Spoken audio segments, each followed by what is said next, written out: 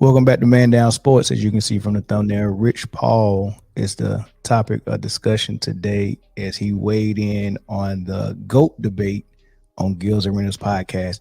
Man, I done like 4 or 5, maybe 6 videos reacting to something that was said or something that happened on Gil's Arena podcast. So once again, I'm gonna tell y'all, if y'all not subscribed to Gil's Arenas podcast, go ahead and go do so.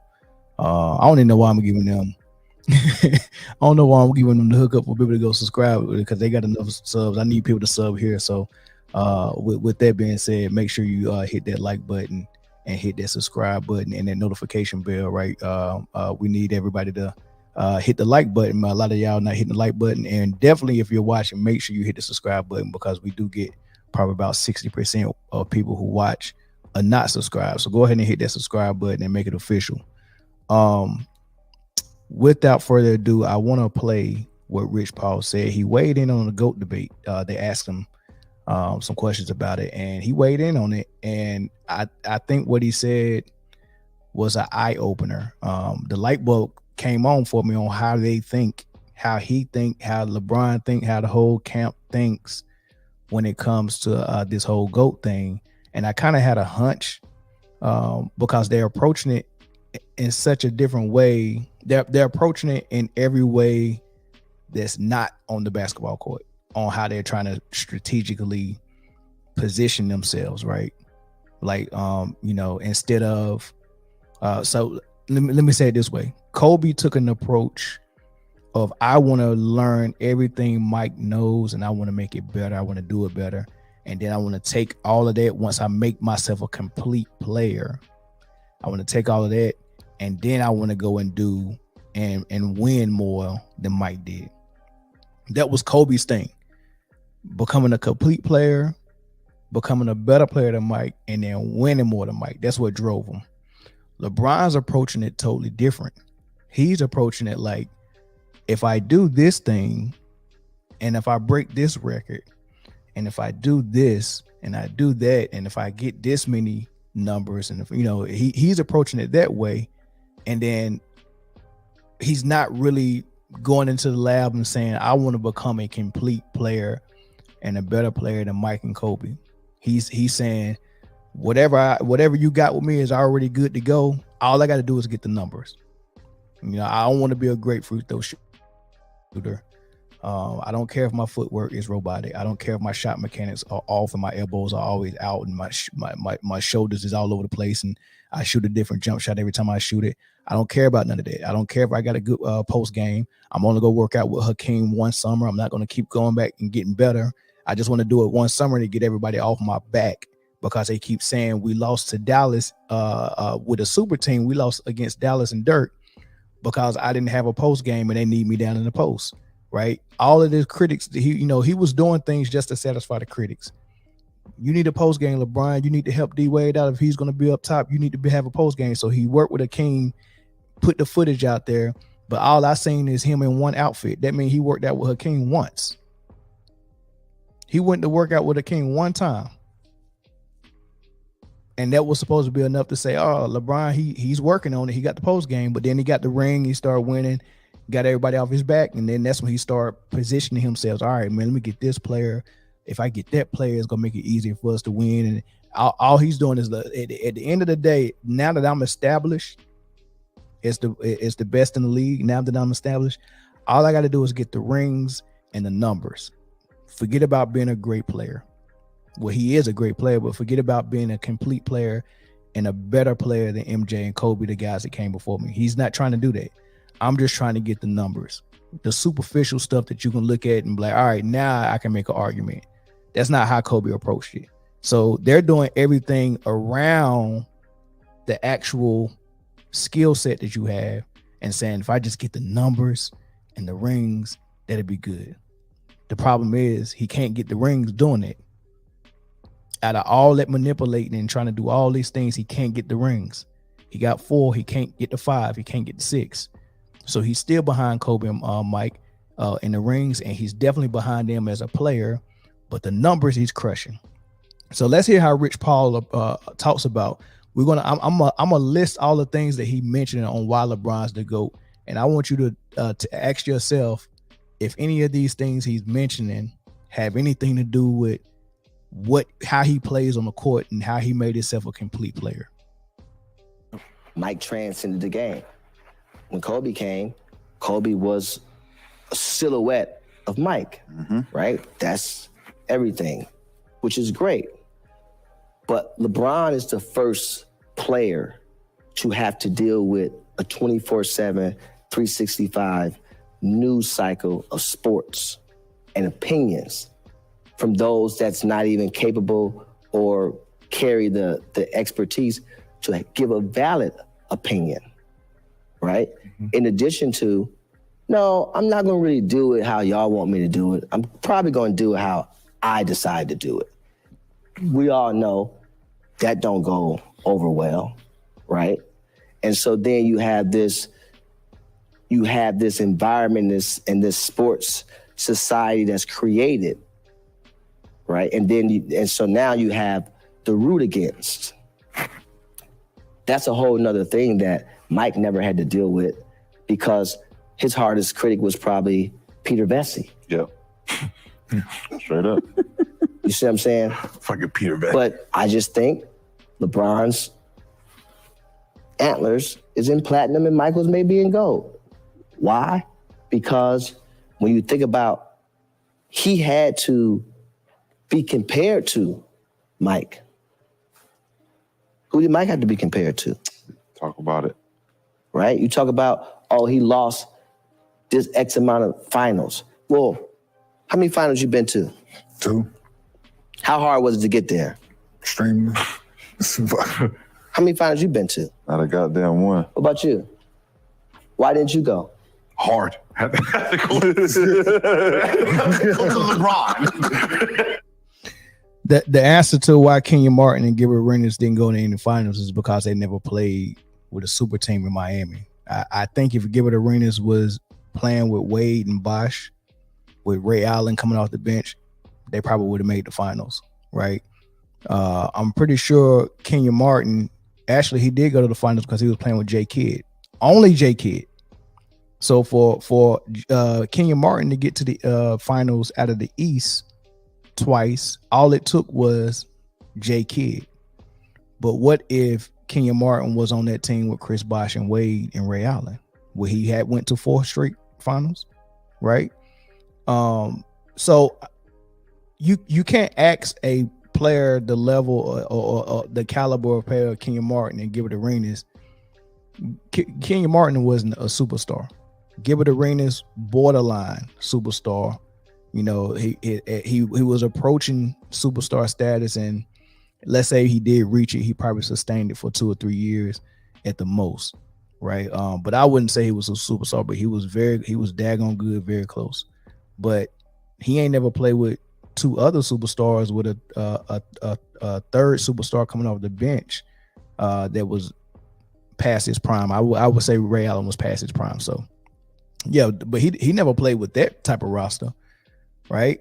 So you can't ask them how many finals they went to try to make a point on why we shouldn't look at the fact that he keep going to the finals and losing as an issue, right? But let's go down a list of things that they was mentioning. He said first, LeBron was the first athlete to have to deal with a 24-hour news cycle of unqualified analysts talking about his sport and telling the fans where LeBron stacks up and all of that stuff, right? And critiquing everything he does. And then he said he was the first social media athlete, right? They had to deal with that 24 hours and people critiquing and criticizing and all that stuff. Then he said he did it his way, so that turned off a lot of the old heads. And when he said he did it his way, going to Miami, you know, saying I'm gonna form the super team, leaving Miami and going to Cleveland, and then leaving Cleveland and going to LA. He's saying that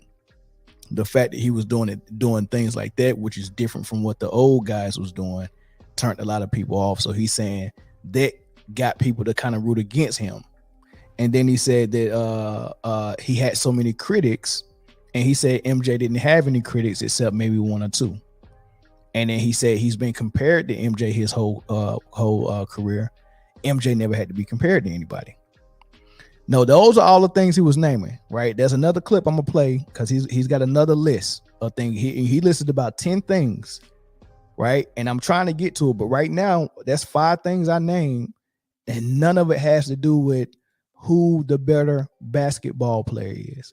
Because for me, that's where the GOAT debate begins. It begins with who's the better basketball player, because I don't like to waste a lot of time.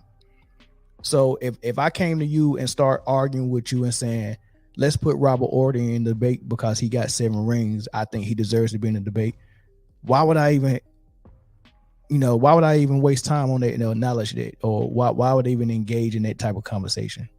Right? That's a waste of time. So for me, the conversation starts with, and the debate starts with, how good of a player you are. And if you're not a better player than MJ, I'm not going to have the debate. You have to be a better player than MJ because he's the current guy that we've said, man, we've never seen anything like this. That's the best player we've seen. And then it gets better with icing on the cake with the career he had and all the things that he was able to put down, breaking records, being the first to that, 6 rings, 10 scoring titles. You start naming all that. That's icing on the cake, but it starts with, how good of a basketball player are you? How many flaws do you have? How is it minimal or is it a plethora? Right? Did you master everything you could master? Did you play both ends of the court? Are you mentally tough? MJ checked all of those boxes. He checked all of those boxes. So without even looking at his statistics and his accomplishments and his achievements, I can watch an MJ game. Like right now, if I didn't know any stats, if all the computers in the world were blown up and we didn't have any stats to go by, and I had a tape full of all of MJ's games, or a CD full of all MJ's games, that a DVD I can watch, and one of Kobe and one of LeBron, and all I could do was watch all of that, who am I going to come away from and say, that's the more complete player, that's the better player? That's how I do it, right? So for me, Michael Jordan is the best player I ever seen play and witness his whole career. And that's because he became such a complete player on both ends of the floor. And then he came a complete player and competitive when it came to how he approached the game mentally and physically, what he was able to endure and overcome, the mental toughness and all of that stuff that, that goes into it. So when I say complete player on offense, that means he didn't have that many holes in this game, or he had very little holes in this game. You couldn't send him to the free throw line in hopes that you can win the game because he can't shoot free throws. That's what you do to Shaq and LeBron, right? You couldn't back off of them 6 feet and say, well, we're not going to let you drive, right? We're going to force you to shoot jump shots.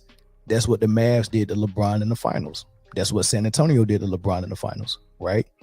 You can't say, well, guess what? We're not going to double him. We're just going to let him score and get his 40. And if we stay home on all his other shooters, then we'll win the game. He'll get 40, but we'll win the game because he won't get his other guys involved.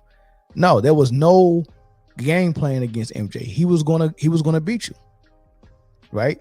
When he got to the height of his skill set and he got to the peak and was in his prime, there was nothing else that you can do with that dude.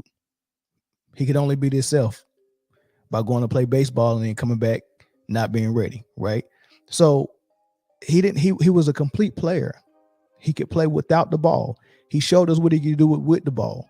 Before Phil Jackson showed up in Chicago, he played point forward or point guard just like LeBron and just like all these other players are doing now, Luka and Harden and Westbrook. But he was losing like that. And Phil said, you got to get the ball up. You have to give the ball up and come off the ball playing my triangle offense, dominate off the ball. And he learned that game. So I think that's a graduation. When I see a player dominating the ball and dominate the game by dominating the ball, that's great. But there's a step above that where you can dominate without the ball. Because what that does is instead of your best player always having the ball and having the job of getting everybody involved and getting his 30 shots a game, he can come off the ball. That's less time that he has the ball, right?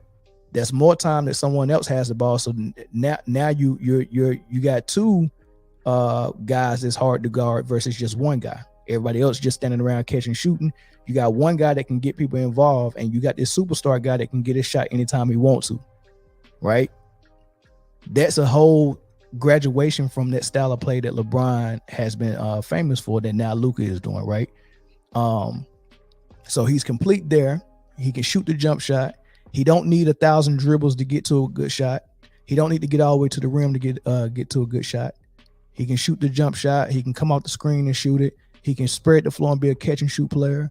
He can do. He's a beast on fast, but just every way offensively, MJ had that lock. So did Kobe. And then on the defensive end, same thing. Right?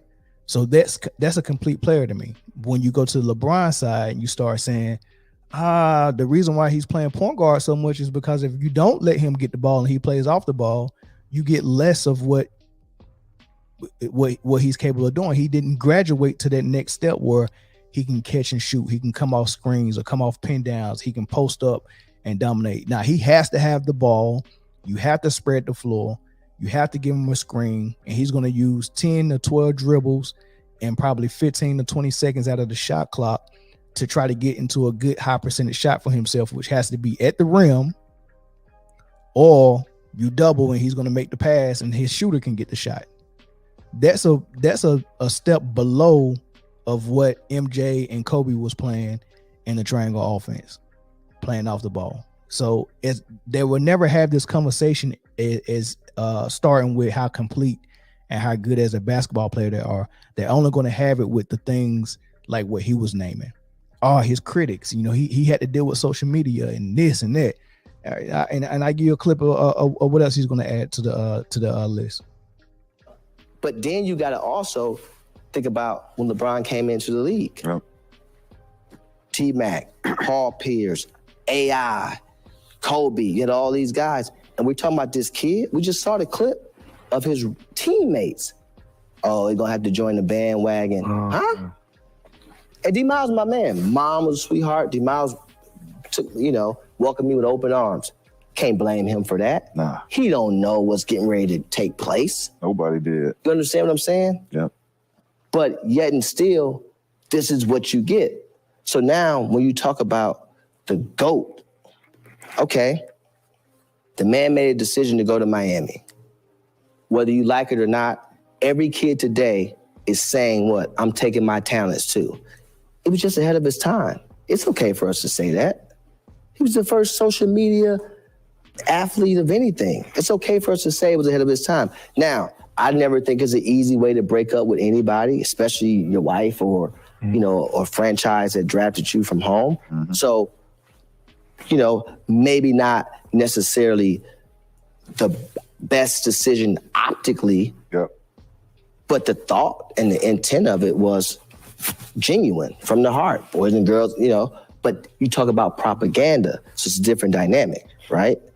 Then the narrative of, okay, well, he went to Miami and, they made him this way. What? Now, what did help was infrastructure, consistency, professionalism, which LeBron's always had. That's no question about that. But I'm saying overall, from a culture perspective, right? Organization, yep. Which was all great. But to create this narrative of he needed somebody and they, no, it's a shared need. Because if I don't go there, they don't win. What are you talking about? Of course, I agree. Now, that's not coming, if you ask anybody in the Heat organization. Unless they had Melo. At least me, they'll tell you how much they appreciate it, still appreciate it. You get what I'm saying? But the narrative from the media perspective was something totally, totally different. So when you just get into that GOAT conversation, and I always say this, comparisons are the thief of joy. But Michael's a GOAT, no question about it. But LJ's a GOAT as well. He came in, $100 million contract. Think people like that? There hasn't been one since, and it won't be one. Right? Mm-hmm. It's a good segue for you, Joe. So that second set of lists, right? $100 million contract. That's the last thing he said. Great. He came in as a rookie. Nike gave him $100 million contract. Great. He said he made 10 finals. Great. He said he came into the league as a kid and took over. Great. All those great things. Great. All that stuff. What does that have to do with freaking basketball and who the best basketball player is? I'm not trying to figure out who got the best story, who got the best storyline, who can paint the better narrative, who had more pressure on him coming into the league, who did what the youngest, I'm not those are different conversations and different questions. If you're asking me who came into the league with the most pressure, easily LeBron. But does that mean that makes him a GOAT? No, like all these things you're naming has nothing to do with who the better basketball player is. The greatest basketball player of all time, right? The greatest of all time at basketball. Who perfected their game the most? Who got the better game? Who is the better player? Who has the least amount of holes in their game? Who perfected their craft to a higher degree? Who reached black belt status? Who reached Bruce Lee status? Who reached Floyd Mayweather status? Who has no flaws? Or who has the less flaws? It's simple. Is he a better basketball player than Kobe or Mike? The answer is no. He's not a better basketball player. He's a great.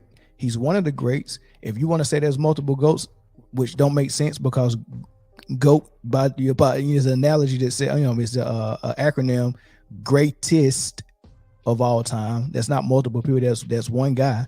But if you want to say it's multiple guys, or it's one for each era, cool, right? You can name them. Always starting from Russell to Wilt to Kareem, the Magic, the Bird, the Duncan, Kobe, Mike, Shaq, LeBron. You can name them just like that. Boom. KD, great. Steph. You can name those guys. If you want to name multiple GOATs, great. Yeah, LeBron is one of those guys. But we're not talking about that when we say who's the greatest of all time. The greatest basketball player we've seen do it is a guy that everyone called Air Jordan. And until I see someone who played the game better than him, who perfected the game, who perfected their craft like he did or better, then the conversation is closed for that debate. We're not having this debate just on paper. We're having this debate on what we seen them do on the court. Right? And if we want to be real about it, Kobe was in that debate for a little while, but he got stomped out. Like once you reach the level that you're as good as Mike and you mastered your craft like Mike, you reach that Bruce Lee level, that black belt level, then we start looking at everything. And once Kobe got up to that point where we all think Kobe was up there with Mike. Okay, well now let's really compare him. So now that he's reached this level, now let's start looking at what they both was able to achieve with that, right? Because you can reach Bruce Lee level, but then if you go out there with Bruce Lee level and then lose a fight, but the guy before you never lost a fight, you get what I'm saying? Then that comes into play. But I'm not because there's too many circumstances that could go. Let's say I reach Bruce Lee level and I'm undefeated, right? I never lose a fight. And then let's say this other guy's undefeated as well, but never reached my level as a fighter. Let's say only thing he's good at is ground and pound. He's let's say he's 6'7" tall, huge, Paul Bunyan, and he comes and he grabs you and he just slams you and then chokes you out. Never lost a fight. When we start grading each other based on martial arts and stuff like that, I'm not going to say he's as good as Bruce Lee because Bruce Lee mastered so many different things. You get what I'm saying? Bruce Lee mastered everything about martial arts.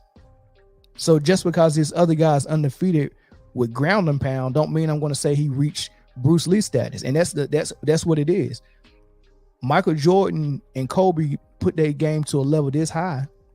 And it's people that's saying, well, look, I can't reach that level with my basketball game, but if I get the numbers and the same amount of rings, then I can get in the argument. If he averaged 30 with this level high skill, All I got to do is figure out a way to average 30, and then I can be in the same conversation. That's the back door to get into the GOAT debate. He can't come in through the front door because he don't belong in that building. You have to raise your game to the level of MJ. Then we had a conversation. LeBron hasn't done it. Kobe did. But once we opened up the resume, after he reached that level, we opened the resume up and we was like, nah, you don't stack up with MJ. So Kobe quickly got out of there. LeBron is saying, hey, man, bump that. I don't want to be able to shoot free throws. I don't want no jump shot. I don't want to play off the ball. Let me go get these numbers. I got a way I can beat y'all. Let me just control everything. Let me get all these assists, rebounds, and points. That way I can rest on defense and just do all this on offense, because nobody ever even talks about the defensive numbers.